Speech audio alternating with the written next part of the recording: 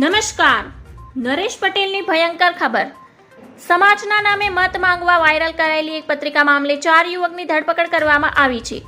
આ મુદ્દે કોંગ્રેસ લાલચોળ થઈ છે. આ મુદ્દે ખોડલધામ મંદિર ટ્રસ્ટના પ્રવક્તા હસમુખ લુણાગરિયાનું મોટું નિવેદન સામે આવ્યું છે.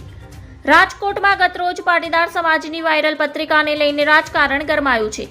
રાજકોટમાં બંને ઉમેદવાર પાટીદાર છે, પરંતુ જેને સૌથી વધુ મત છે તે લેવા પાટીદારના પરેશ ધાનાણી કોંગ્રેસને, જ્યારે કડવા પાટીદાર રૂપાલાને ભાજપે ટિકિટ આપી છે. નરેશ પટેલ સમાજની માતૃ સંસ્થા અને સમાજના આગેવાન છે.